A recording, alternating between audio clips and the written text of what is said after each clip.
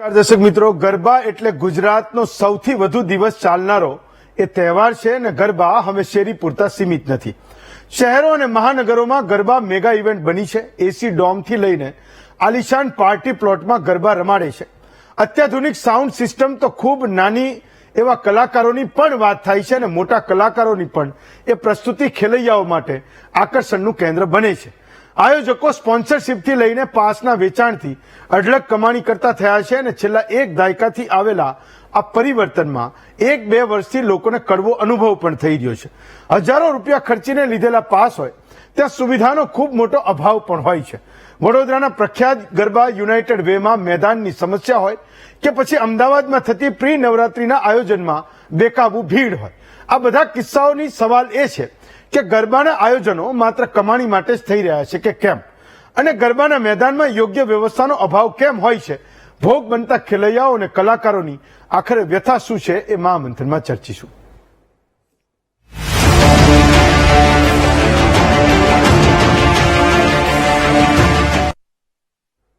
તો આજની તારીખે એ આપણો કોઈ પણ તહેવાર હોય એને કમર્શિયલ કરતા એ આપણાથી વધારે બીજા કોઈને આવડતું નથી.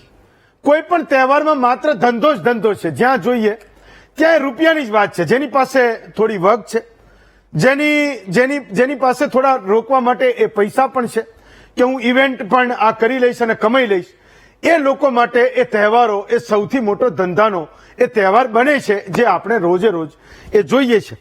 વડોદરા એવું કહે છે કે સંસ્કૃતિ નગરી છે અને વડોદરા જેવા ગરબા એ ક્યાંય થતા નથી. આખા ગુજરાતમાં વડોદરાના ગરબા એ સૌથી વધારે વખણાય છે. તો મુદ્દો એ છે કે ત્યાંના એ વખણાતા યુનાઇટેડ વેના ગરબાના પાસ લેવા માટે એવી પડાપડી થાય છે કે એક દિવસના 1,000 રૂપિયા હોય, એક દીકરાના 1,000 રૂપિયા હોય તો પણ એ પાસ ના મળે એવી સ્થિતિ એ યુનાઇટેડ વેના ગરબામાં હોય છે. ઘણા બધા વર્ષો સુધી લોકો એને ટીવીમાં પણ જોયા. તો રમવાના હરખ સાથે એ મેદાનમાં તો ગયા, પણ ખબર પડી કે પાર્કિંગની કોઈ વ્યવસ્થા નથી, કોઈ બતાવનારું નથી. કદાચ ખેતરોમાં હશે, વાડીઓમાં હશે, સીમમાં હશે તો આજુબાજુમાં કોઈને પરેશાનીનો પ્રશ્ન નહીં હોય. પણ એ યુવક અને એ યુવતી ગમે તેમ ગાડી પાર્ક કરીને, વાહન પાર્ક કરીને મેદાનમાં ગયા તો ખબર પડી કે અહીંયા તો જબરજસ્ત કીચડ છે. એ પગ પણ ના મૂકી શકે, એ રમી પણ ના શકે એવી સ્થિતિ છે. જ્યારે કે એ પૈસા ખર્ચીને, એ પાસ ખરીદીને એ રમવા માટે જાય છે. તો આ વખતે એ લોકોને એવું થયું કે અમારી ક્યાંક ઠગાઈ થઈ, અમારી સાથે છેતરપિંડી થઈ. સવાલ એ પણ છે કે એ મહાનગરપાલિકાઓ આ મોટા મોટા આયોજન થાય એમાં ₹1 ટોકને મેદાનને આપે છે. અને મેદાન પણ એટલે આપે છે કે એ સંસ્કૃતિનો ફેલાવો થાય, આપણી પરંપરાઓમાં મહત્તમ આપણે લોકો ભાગીદાર બનીએ અને આપણે બધા વધારેમાં વધારે કનેક્ટ થઈએ. એના માટે કદાચ મહાનગરપાલિકાઓ સાહસ કરતી હશે અને ₹1 એ સામેના પક્ષની એ ટીકાઓ વહોરીને પણ એ મેદાન જેવી સવલતો એ આપતી હોય છે. પરંતુ આ સવલતો મહાનગરપાલિકાની છે, જાહેરની એ સવલતો છે, લોકોના ટેક્સના પૈસાથી એ વ્યવસ્થા ઊભી થઈ છે. એ સવલતો તમે કોઈ ધંધાદારીને આપો છો તો સવાલ તો તમારી સામે થવાનો છે. વડોદરા મહાનગરપાલિકા સામે થોડા સમય પહેલા એ પણ સવાલો થયા કે તમે જેને ₹1 ટોકને મેદાન આપો છો, તમે જેને જાહેર બીજી ઘણી બધી મહાનગરપાલિકાની વ્યવસ્થાઓ આપો છો, એ લોકો એ પાસ વેચીને મોટી મોટી કમાણી કરે છે. આ વખતે પૂર હતું તો તમારે એ લોકોની મદદ કરવા માટે કન્સેશન થાય, રાહત થાય, એના માટે ગરબા યોજવા જોઈતા હતા. એ માથાકૂટ ત્યાં ચાલી અને હમણાં એ માથાકૂટ પણ ચાલી કે જે મેદાનોમાં હજાર રૂપિયાના પાસ એ ખરીદીને લોકો ગયા હતા ત્યાં એમને એવું લાગ્યું કે અહીંયા પગ મૂકવાની પણ જગ્યા નથી. માત્ર લોકોને, એ આયોજકોને એમના ખિસ્સા ભરવામાં રસ છે, લોકો એની સાથે છેતરપિંડી થઈ હોય એવું કહે છે. એ પહેલા આપણે મહાનગરપાલિકાના એ નેતાઓ, સત્તા અને વિપક્ષને સાંભળી લઈએ, એ લોકોને સાંભળી લઈએ કે વાસ્તવમાં વડોદરાના જે ગરબા આખા ગુજરાતમાં અને દેશમાં અને વિશ્વમાં વખણાય છે ત્યાં આ વખતે થઈ શું રહ્યું છે.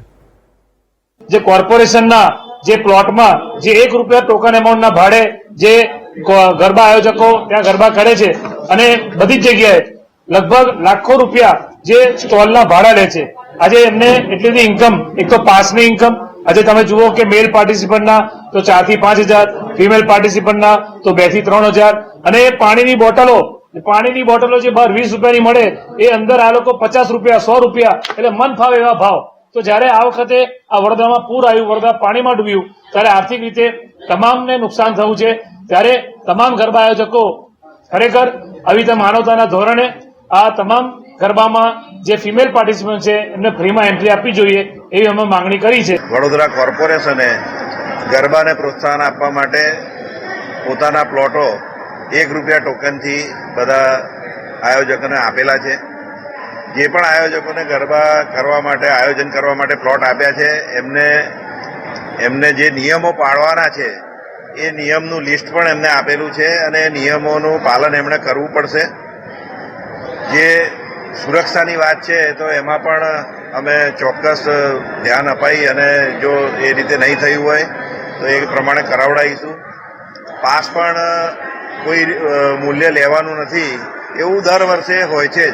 માગણી મેં કીધું ને, માગણી કરવાની જરૂર જ નથી. પહેલેથી જ કોર્પોરેશને આ નિયમોને અધીન જ પ્લોટ આપેલા છે કે ભાઈ કોઈની પાસેથી પૈસા લેવા નહીં. જાણીએ છીએ કે યુનાઇટેડ વે ઓફ વડોદરા દ્વારા જે ગરબા થાય છે આ ગરબામાં પણ જે ફંડ એકત્રિત થયા છે સમગ્ર વર્ષ દરમિયાનમાં અલગ અલગ કાર્યક્રમોમાં એનો ઉપયોગ કરવામાં આવે છે.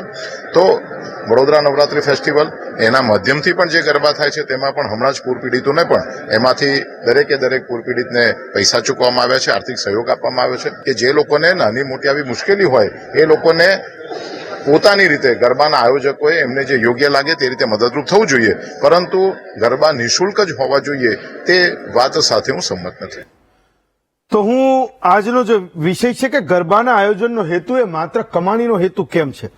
આપણી સાથે ભાજપ અને કોંગ્રેસ બંનેના નેતા છે. મનોજ પટેલ છે જે પોતે આયોજક પણ છે અને ભાજપના નેતા પણ છે, અને નિશાંતભાઈ રાવલ છે જે પોતે કોંગ્રેસના નેતા છે. નિશાંતભાઈ, મારો સવાલ એ હતો કે તમે એવું કીધું કે ભાઈ પાસ તમે ના રાખો, તમે વિના મૂલ્યે એ લોકોને જવા દો. કાલે હું એ યુનાઇટેડ વેના ખેલૈયાઓને સાંભળતો હતો, એવું કહેતા હતા કે અમે પાસને સળગાવી દઈશું પણ અહીંયા નહીં જઈએ. તો મહાનગરપાલિકા એ મદદ પણ કરે છે, કદાચ યુનાઇટેડ વેને નહીં કરી હોય, બીજા લોકોને મદદ કરી હશે.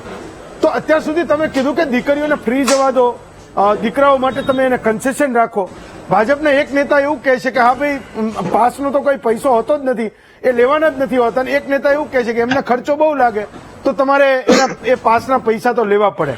પણ વડોદરામાં આ વખતે એવું શું થયું જેમાં મહાનગરપાલિકાનો કોઈ રોલ છે અને જેનો વિરોધ તમે અગાઉથી કરતા રહ્યા છો? નિશાંતભાઈ.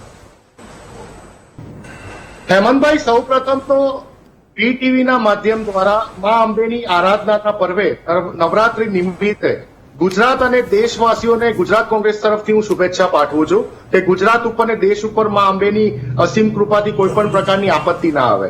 સૌપ્રથમ તો હું તમને એક પહેલો જ ક્વેશ્ચન મારો એ કહેવા માંગુ છું કે વડોદરા શહેરની પર્ટિક્યુલરલી વાત કરીએ જે સંસ્કારી નગરી તરીકે ઓળખાય, અને આ જ ભારતીય જનતા પાર્ટીના શાસકો 30 વર્ષથી ગુજરાતમાં અને વડોદરામાં જયારે વાત કરતા હોય કે સંસ્કૃતિનું બચાવ કરવા વાળી પાર્ટી એટલે ભારતીય જનતા પાર્ટી, તો મને નથી સમજાતું કે 1960 થી ગુજરાત બન્યું ત્યારથી 30 વર્ષ ગુજરાતમાં કોંગ્રેસે પણ રાજ કર્યું છે અને 30 વર્ષથી ભારતીય જનતા પાર્ટીની સરકાર છે.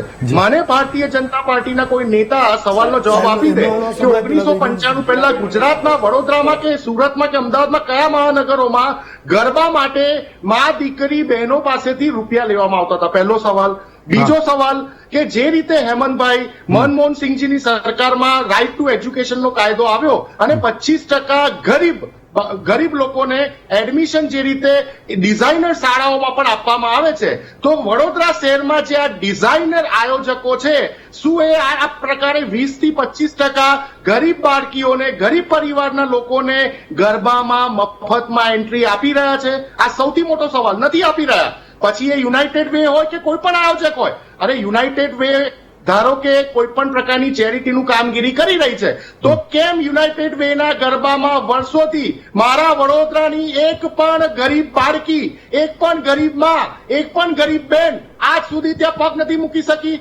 તમે તો ચેરિટેબલ ઓર્ગેનાઇઝેશન છો ને, એનો જવાબ આપો. નથી આપી શકવાના. આજે તમે જુઓ કે વડોદરા 2 મહિનામાં 3 વખત પૂરમાં ડૂબ્યું હોય એવી પરિસ્થિતિમાં હેમંતભાઈ વડોદરાની મા બેન દીકરીઓને ગરબા કરવા જવા માટે એવરેજ કોસ્ટિંગ જો 1500 થી 2000 રૂપિયાનો તમે પાસ ગણો, એમનું 4500 રૂપિયાનો તમે નવરાત્રીનો જમવાનો ખર્ચો ગણો, 1000 રૂપિયા પેટ્રોલનો ગણો, 2000 રૂપિયાની તમે સામાન્ય ખરીદી ગણો, 9 થી 10 હજાર રૂપિયાનો ખર્ચો થઈ રહ્યો છે. તો તમે કોઈક તો રાહત આપો. તમે તો ગરબા ઉપર 2022માં 18% જીએસટી લાવવા વાળા લોકો કોણ હતા કે ગરબાના પાસ ઉપર 500 રૂપિયાથી ઉપરનો ગરબાનો પાસ હશે એના ઉપર 18% જીએસટી લાગશે લાવવા વાળા કોણ હતા? આ જ ભારતીય જનતા પાર્ટીના શાસકો હતા. ભાજપનો પ્રોબ્લેમ એ છે કે તેરી બી ચૂપ મેરી બી ચૂપ. ડિઝાઇનર આયોજકો મન ફાવે એવા ભાવો ઉઘરાવે પાસના નામે, દીકરીઓ પાસે ભાવો ઉઘરાવે, જે આપણા બાળકો છે એમની પાસેથી 5,000 6,000 રૂપિયાના ભાવ ઉઘરાવે. સાથે સાથે તમે કેન્ટીનમાં જાઓ છો તો 20 રૂપિયાની પાણીની બોટલ મોંઘીદાર 30 રૂપિયા 50 રૂપિયા મન ફાવે ભાવે વેચાય. આજે તમે જો કે સામાન્ય જે આ ગરબાના આયોજકો હોય છે 17 15 લાખ રૂપિયા તો પાણીના સ્ટોલના હોય છે હેમંતભાઈ. તો એ પાણીના સ્ટોલ વાળા જે 15 લાખ રૂપિયા ભરીને સ્ટોલ લે છે 10 દિવસ માટે, પૈસા ક્યાંથી વસૂલ કરવાના, કોની પાસેથી કરવાના? સિમ્પલ વાત છે કે જે ગરબા રમવા આવે છે અથવા જે ગરબા જોવા આવે છે ત્યાં કરવાના. સાથે સાથે તમે જો કે ચણિયા ચોરી 1000 રૂપિયાની અંદરની ચણિયા ચોરી હોય એના ઉપર 5% જીએસટી, 1000 રૂપિયા ઉપરની ચણિયા ચોરી હોય એના ઉપર 12% જીએસટી. આ વેપારીકરણ કરવાનું જે ઇન્સ્પિરેશન છે પોતે જાતે ગુજરાત સરકાર જ આપી રહી છે ને. પછી આયોજકો કરવાના જ છે, નથી કરવાનું એવું બનવાનું જ નથી. આના પછી આવતા વર્ષે પણ કરવાના છે, કારણ કે ઇન્સ્પિરેશન જ એમને સરકાર તરફથી આવી રહ્યું છે. જીએસટી ઉઘરાવો, 18% જીએસટી પાસીસના નામે ઉઘરાવો, 12% 5% ચણિયા ચોરીના નામે ઉઘરાવો. સરકારને બી પૈસા મળે છે, આયોજકો ખૂબ પૈસા. મને એવું કહો હેમંતભાઈ કે કયા આયોજકો આ 10 દિવસની નવરાત્રી પત્યા પછી પોતાનો ઓડિટ રિપોર્ટ પોતાની વેબસાઇટ ઉપર પ્રસ્તુત કરે છે કે આ અમારો પ્રોફિટ થયો ને અમારો લોસ થયો? કોઈ નહીં હોય, કોઈ જવાબ જ નહીં આપી શકે આનો. મનોજભાઈ, તો જે સવાલો આ નિશાંતભાઈ અને એના નેતા જે તમારી સામે કરી રહ્યા છે, વાસ્તવમાં એ સવાલો તમારે એ આયોજકોને કરવા જોઈએ કે મહાનગરપાલિકા તમને આટલી બધી ફેસિલિટી આપે છે તો ત્યાં રમવા આવનારા લોકો માટે તમે કંઈક તો વ્યવસ્થા ઊભી કરો અને કરો. એક નેતા તમારા એવું કહે છે કે મહાનગરપાલિકા ફેસિલિટી આપે છે તેને કોઈ પાસના મૂલ્યનો કોઈ સવાલ જ નથી થતો, પાસ વેચવાના જ ન હોય. એક નેતા કહે છે કે એને ખર્ચો વધારે પડે એટલે એને પાસના પૈસા લેવા જ પડે. તો નક્કી તો કરો કે મહાનગરપાલિકા સંસ્કૃતિના એ સંવર્ધન માટે, સંસ્કૃતિને આગળ વધારવા માટે એ કરે છે શું, એને કરવું છે શું મહાનગરપાલિકાને?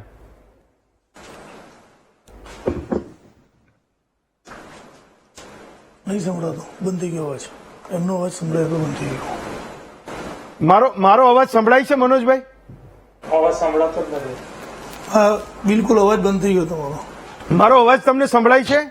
નહીં સંભળાતો. ના, તો તમે તમારો ફોન, હું કહું છું મારી ટીમને ફરી પાછો કનેક્ટ કરે.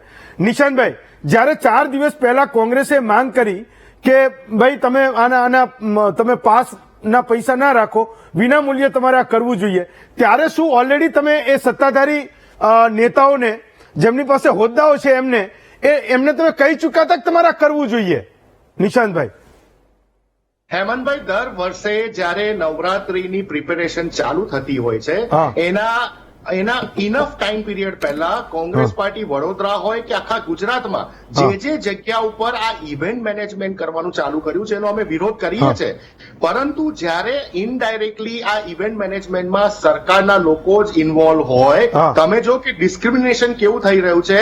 અમદાવાદમાં સરકારે જે ગરબાનું આયોજન કર્યું હેમંતભાઈ, વીટીવીના કેમેરાએ મને વિશ્વાસ છે કે એક પળ બતાવી હશે.